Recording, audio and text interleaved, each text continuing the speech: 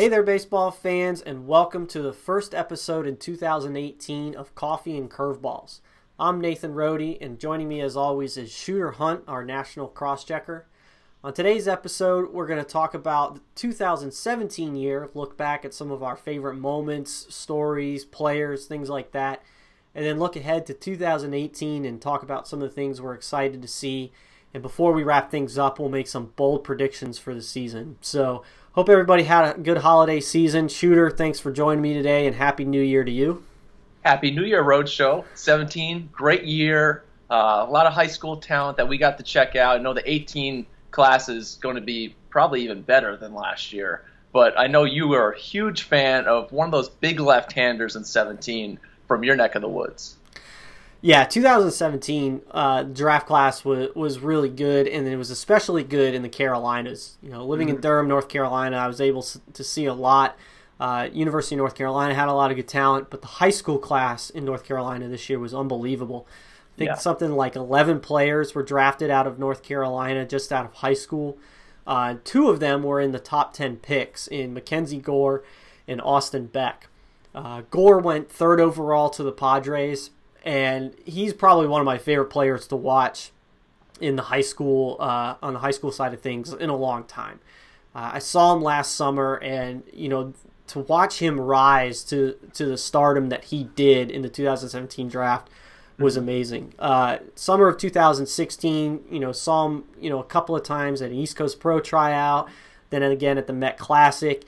He's just this long, athletic, like super athletic left-hander. Had solid stuff across the board, threw strikes, showed feel for three pitches, had this really high leg kick that he really became known for. If you saw him at all or you saw any video, you know what I'm talking about. Yep. And he was one of my favorite guys from the summer. And I was like, this guy has a chance to blow up. And sure enough, come springtime, he just absolutely took off. And we had him, ranked as, probably a second, third round prospect. And all of a sudden, it became pretty evident that this guy was a no-doubt slam-dunk first-rounder. Absolutely. His fastball ticked up. He went from sitting like 88 to 91 to sitting in the low 90s, touching the mid-90s. The curveball got better. He was throwing a slider that was really good. He showed feel for a changeup that was really good, even though he didn't need it all that often. So I went and saw him 4 times in the spring, which is a lot for seeing a pitcher in the spring, especially considering all the traveling that I was doing. And I only needed to see him once, because the first time I saw him, I was like, he's a first rounder. He's going to be a top pick. I don't need to see him again. But I went 3 more times just because. He was one of those guys that you showed up to the ballpark to watch just because it was fun, just because you wanted to, not because you needed to. He was super competitive. When he got between the lines out there, he was a different guy. So, I went out of my way to watch him pitch. And then on top of the fact of, his talent, the numbers that he put up were tremendous. He actually ended up being PPR Player of the Year. He went 11-0, .19 ERA through 74 and a third innings, 158 strikeouts, gave up 25 hits.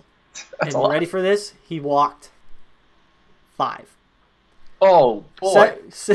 74 innings, 158 strikeouts, 5 walks. So obviously very deserved of the Player of the Year award. Not to mention the fact that he also hit like 7 bombs, hit almost 500, was essentially the team MVP, led his team to another state championship. So McKenzie Gore, for me, was one of my favorite stories of the year, favorite players to follow, and certainly looking forward to seeing what he can do in the Padres system. Just a guy you kind of buy a nice pack of Cracker Jacks, sit down, watch the game in North Carolina, bring your wife along, have a nice little evening out of it. Yeah, no doubt. It was, and every time we went, there was a couple of times we went where there was only a few scouts there. There was one time I went, there was 75 scouts there, but there were always like high level guys. I remember the second to last outing that I saw from him, I was looking around and I knew that they were high level dudes because most of them I didn't know. Like, I know scouting directors and cross checkers, but then there's a lot of special assistants out there that I don't know personally. And because I don't recognize guys at games, that's when I know, like, the big dogs are there. And there was one guy standing behind me, and I looked at him, and I was like, that guy looks really familiar, but I can't figure out who it is. And then I was talking to somebody later, and I realized, oh, that was Trevor Hoffman, the Hall of Fame closer for the San Diego Padres, who was coming in to see McKenzie Gore pitch. So that was pretty wild and a lot of fun to track throughout the spring. Definitely, for sure. My favorite thing of 2017, and the more we do this each year, this will probably be my favorite thing every year, but the future games. Yeah. For me, checking out the underclassmen throughout the year, it culminates in the future games where you get to see the guys who you've seen all year who are uncommitted perform against the top in the country, and you also get to see some guys who are lesser known names blow up. And that's what I really like to check out. And this year's future games was the best one we've had. Mm-hmm. I mean, top to bottom. I told somebody in the next 3 and 4 years, and then through college, so the next 7, you're talking, I think there'll probably be about 15 to 20 first-round picks coming out of this past year's future games, with the 19s, 20s, and even a few 21s. Mm-hmm. But 2 of the teams that really stood out and kind of grabbed the headlines of the event was the Minnesota team, which also had Nebraska and Iowa kids on it. Matt Horvath, who was very close to being the player of the summer.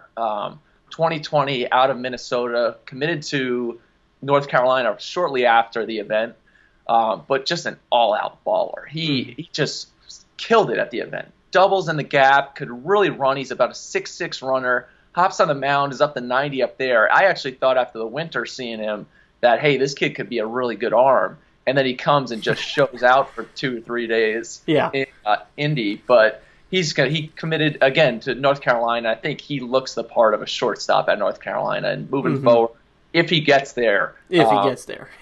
Which will be key because right now it's very impressive. And he's got the whole recruiting world and probably some pro scouts soon buzzing. But similar to him, Max Carlson, whose older brother Sam was, I want to say, a second-round pick? Yeah, second-round pick, Mariners.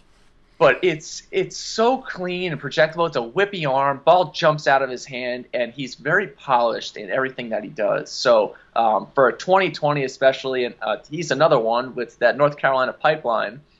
He committed there a few weeks after the event, but looks already the look of a number 1 and a Friday night starter. But moving forward, those 2 Minnesota kids are going to be big. But Drew Gilbert was probably my favorite player out of the event. Mm-hmm. Smaller guy from Minnesota, but tough as nails. And most of the college recruiters that I talked to were like, hey, love this kid. Going to be a two-way player, committed to Oregon State. So he's going out west, which I think he's going to fit in perfectly there with Coach Casey and the squad. I know Coach Yeski loved him at the future games, but he just gets after it. Outfielder, hops on the mound, really spins a breaking ball, upper 80s. He'll be able to do a lot of things in Corvallis for them. But that team had 14 kids committed already now. More to come. With many more to come.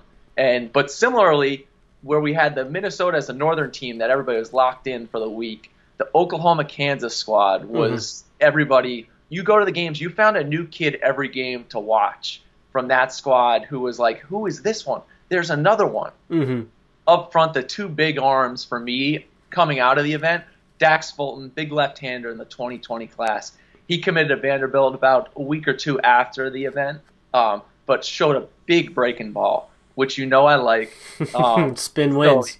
So he's 6'3", put together, real broad shoulders, looks every bit the part of a number 1 starter. And, he's committed to Vanderbilt now, but if he continues on this trend, Vanderbilt may not be seeing him. Yeah.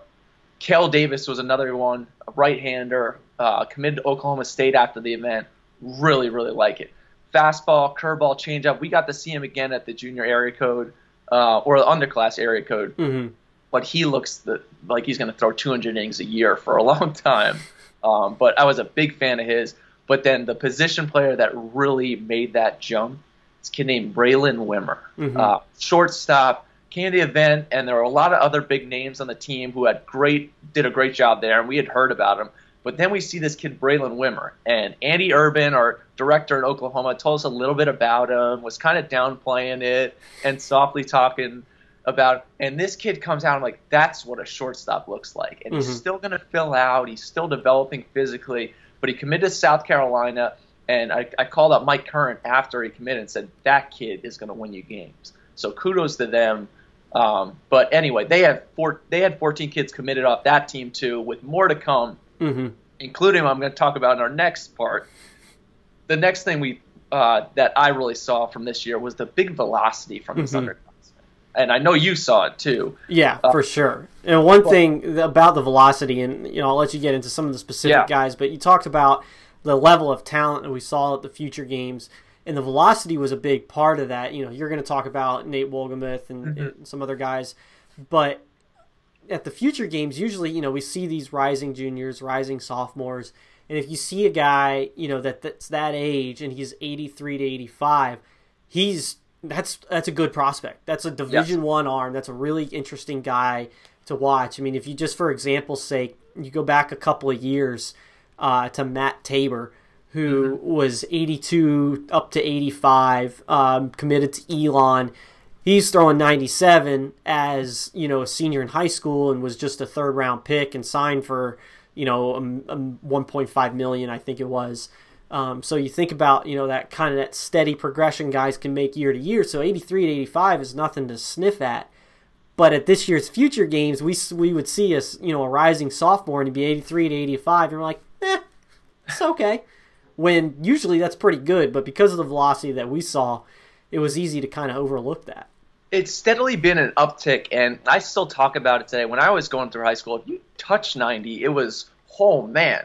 And now it's almost become the bump of 4. Okay, going into your draft year, if you're throwing 94, that's something to talk about. But 91, 92, it just becomes run of the mill. But you're right. Those guys who are 86, touching an 87, you really had to lock in because guys like Nate Wolgemuth, who was at the event up to 95, were making, those big headlights. And funny story about Wolgemuth at the event, he gets up to 95 the first day, and he's got so much more than his velocity, which really helps him with that changeup and the slide.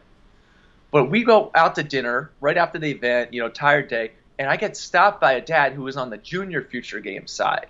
And the rumblings that they had heard all around the junior side, some kid who's going to be a sophomore was up to 95. And I said, it's true, and there may be some more in there. But Wolgemuth's a guy who was on that Oklahoma team, uncommitted now, but that's not due to lack of interest. He's taken his time, seeing where he wants to go, which kudos to him, evaluating the process and just, kind of enjoying the ride. But he's a big-time arm. Two others in the 19 class that we've talked about before. Hunter Barco, our number 1 player right now, left-hander, up to 93, 94. It's a special arm. But those are high velocity. Matthew Thompson from Texas, right-hander in the 19 class, has been up to 95, 96, and it's an electric arm just hopping out of there. And then, how can I not say Alejandro Rosario, a 2021 who I watched touch 94, and he's about 6 foot, 150 pounds, dripping wet, and the ball's just shooting out of his hand. He already looks like a number 1 starter.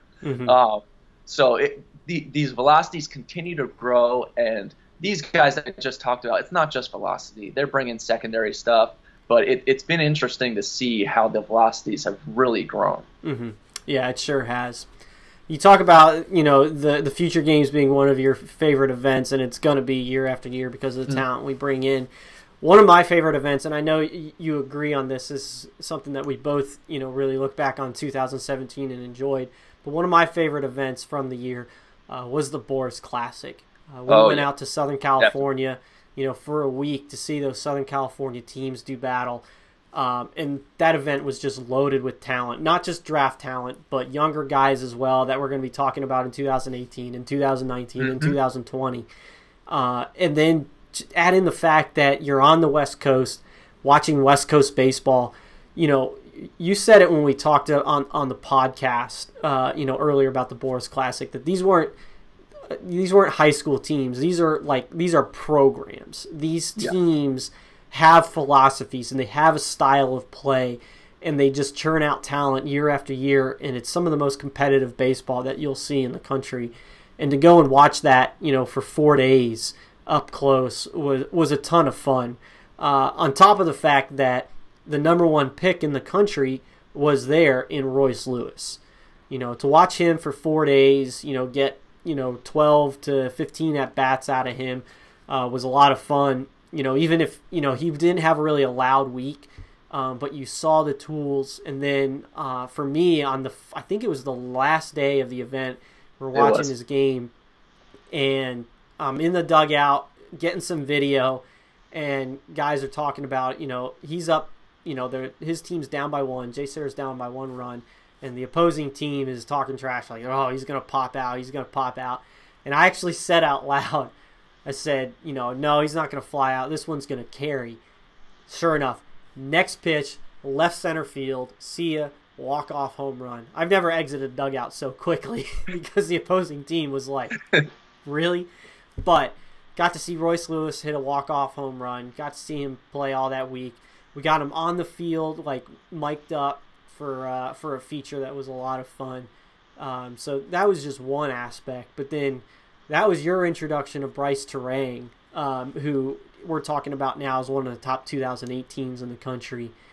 So to see you, after I've seen him for a couple of years, but to see you react to seeing Bryce Terang was a lot of fun for me. Oh, definitely. It's special to watch. And I lucked out where it was between games, and the Boris Classic has the absolute best hospitality tents that there are in baseball. So I was down between games getting some water and whatnot, and Terang, the team's taking infield. And I'm watching, okay, I'd heard that, there's shortstops everywhere. Royce Lewis, Hunter Green, every team had a shortstop who was a high-level player. And I'm watching in and out, and all of a sudden I'm like, who is this shortstop? Wow. And I took out my phone because I was just going to film, like, this is how you should take infield. And I want to send it actually to my younger brother who plays shortstop. So I'm filming this kid. This is how it should look. And then it finishes up, who is this kid? I flipped through the book. I'm like, Bryce Terang. And I think I turned to Ben Orloff at UC Irvine and said, hey, this Terang kid's pretty good. And he looked at me. He was like, yeah. So it's just special hands. And, we're going to talk about our predictions for the 2018 draft later on in the episode. But he's a guy who predominantly, I think, is, a top 10 pick. Yeah, he's one of those all-around players, tremendous defender. Starred with Team USA over the summer and was, a big reason for them winning a gold medal. So yeah, just a fun player to watch. So, he was there. And then also Huntington Beach High School with Hagen Danner, Nick Prado, as, their top draft prospects. But then Josh Hahn, who's a legitimate two-way player, 2019, and talking about, the rest of that lineup. Watching that team dominate at the Boris Classic was tremendous. Just hitters all throughout that lineup. They were all big physical dudes, and then they had a bunch of guys that could come in and just dominate on the mound. Those were grown men on that team. Those weren't just hitters. They took grown men hacks, and it was impressive to watch. Who wants to pitch against this team right now? Luckily, I got the new bats, because if they had some drop fives, oh my gosh, they'd be hitting tanks all day. It'd be some gorilla ball, like circa 1998 College World Series. So, yeah, Huntington Beach was a lot of fun to watch. Obviously a very talented team up and down that lineup, and they've turned into quite a program there. But the last thing we'll talk about from 2017 was Team USA. USA Baseball with the 18 and under team, they have tournament stars, and they pick a roster from that. And this year they went to the World Cup, which was played in Thunder Bay, Canada. Expectations are always high for Team USA. When they compete internationally, they always expect to win a gold medal. Whether that's fair or not is an argument for another time, an argument that'll never end. But if there was a team to go out to have high expectations and exceed those expectations, it was this year's 18U squad. The talent that we saw at Tournament of Stars was unbelievable, and it speaks to the 2018 draft that we've talked about endlessly and will still talk about for a while, and how deep it is. But they went from 80 players at TOS, pared it down to 40 players for the trials, and then got a 20-man roster that, I mean, they cut first rounders from that team. Yeah. To get to that 20-man roster. That's just the way it is. That's how deep this class is. And that 20-man roster went to the World Cup and dominated in such a fashion that I don't think Team USA's ever seen. If you went back and looked through every year of Team USA, you'd probably be hard pressed to find a team that was more dominant than this one. They outscored opponents 61-5 on their way to a gold medal. They didn't lose a game. Matt Liberatore was 2-0, 0 ERA. He threw 12 innings, allowed 5 hits, 5 walks, struck out 13. Ethan Hankins pitched, had a couple of appearances, was 1-0 with a .75 ERA. Gave up just 1 earned run in 12 innings pitched, allowed 3 hits, 3 walks, struck out 27. Neither of those guys, though, were the MVP. The MVP was Tristan Casas, who had 13 RBIs with 3 doubles and 3 home runs in their gold medal run.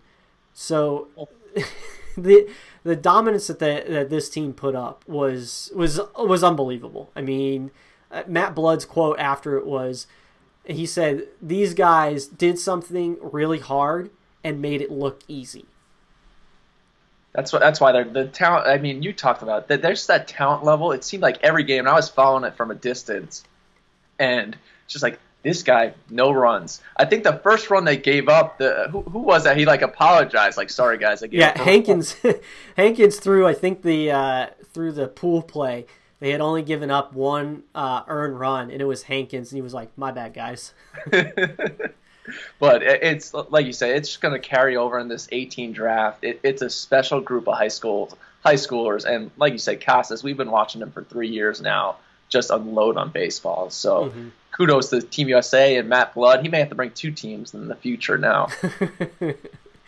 Yeah, so it'll certainly it'll be a lot of fun to watch that 2018 class unfold, which leads us into our final segment, kind of looking ahead to 2018. Obviously we've got a talented draft class to follow, but lots of stuff, to happen through the spring, summer, and fall as usual. But Shooter, what are you most looking forward to in the 2018 calendar year? Obviously won the future games, but the PPR Limited Series is a new venture that we're on right now, and it's paring down the teams that go to these big tournaments. And a lot of times you go and there's pool play, and you play against, there's 6 teams in the pool. 5 teams aren't great, so you're just wasting time for 4 days to get to the playoff part. And we've kind of pared this down into smaller, more intimate settings where I really like seeing hitters get, 10, 12 at-bats versus one day they get two at-bats, 2 walks. You get to see them take 3 swings. You don't get much out of that. And really getting to bear down on, 30 teams or so, 20 teams or so is something that I really like. And I mean, I'm already getting calls from, I know Zach Bottoms, our director in Arkansas, has a great limited series going. He's already called me and said, "Hey, you got to get down here for this thing." And Andy Urban in Oklahoma has got a great one going. We got some stuff in Kentucky. I know Trey Sopio down in Louisiana has got some stuff. And any trip to New Orleans for me is a good one. So if I can get to something for us in PBR Limited Series. But it's going to kick off in Florida, so I'm excited about that. That Florida talent, just to get the summer going so I can see that and know these are the guys to follow and continue with. It's going to be a lot of fun. Yeah. And speaking of tournaments, one of the things that I look forward to every year is the National High School Invitational. And as always, I'm looking forward to this year. I can't say anything about who's in it yet. I know who's in it, but the announcement is coming soon, and we'll certainly have we'll have the info all over PrepBaseballReport.com. But I can tell you, it's absolutely loaded. I was talking with Matt Blood of USA Baseball, who's putting it together now.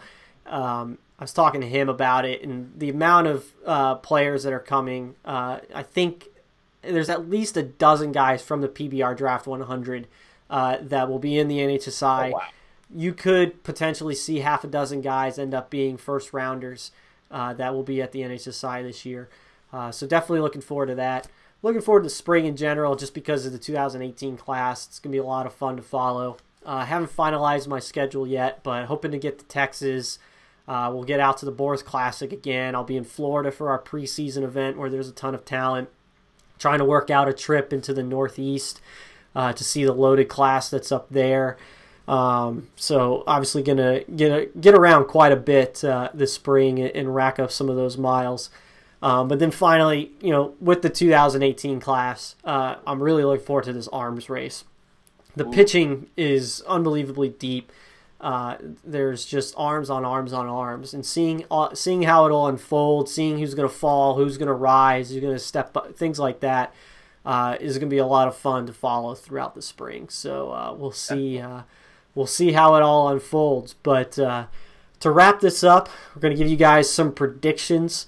We're gonna predict who's going to be the number 1 overall pick for the 2018 draft, and then if he's not the number 1 overall pick in our prediction, we're going to say who is our first high schooler off the draft board for 2018. So, Shooter, why don't you start us off? Number 1 overall pick, 2018 draft, Detroit Tigers are on the clock. The Detroit Tigers select Jared Kelenic. I'm going Kelenic.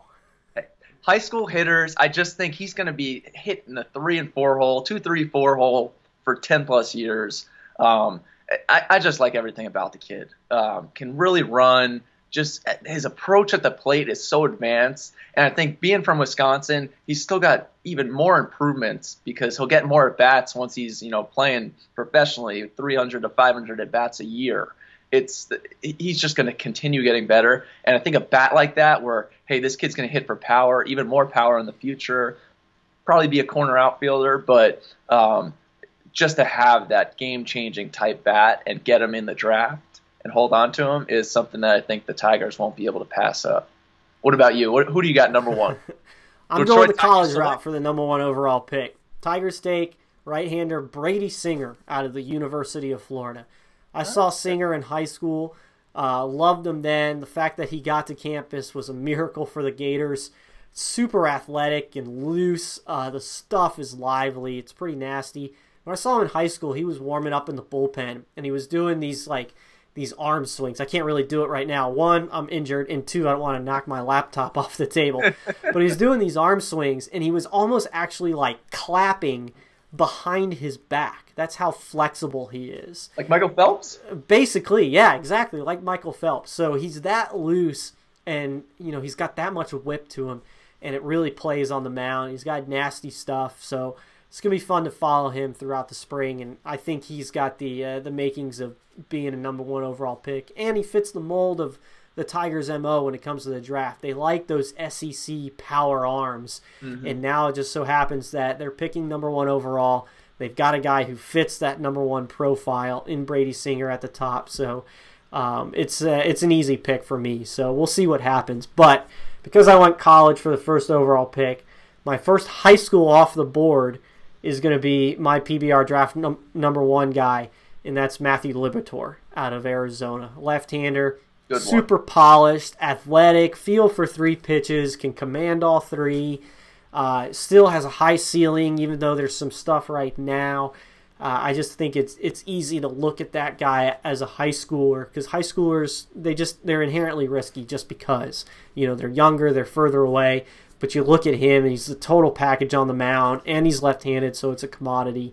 I just think it's easy to pinpoint him as being the first high school guy off the board. He's showing that moxie in big situations, and the word moxie, he just gets it out there. Messes with timing of those hitters. He's one that I saw 2 years ago. I was like, I think I called you right after, like, Rody, I think this kid's a first-round pick. Like, he's really, really good. Yeah, so you'll see it. We'll see how it all unfolds. So thanks for joining us again. That was a look back at 2017 while looking ahead at 2018. Be sure to jump on prepbaseballreport.com. Got tons of content as always as we head toward the spring season. This week we're going to be at ABCA. It's in Indianapolis, Indiana this year. Looking forward to seeing college and high school coaches from around the country, meeting up and talking and hanging out with our partners at Adidas as well as D1 Baseball. So if you're at ABCA in Indianapolis, please come by the booth, say hello. Love to talk baseball. As always, I'm Nathan Rohde, He's Shooter Hunt. This is Coffee and Curveballs. And until next time, we'll see you guys at the ballpark.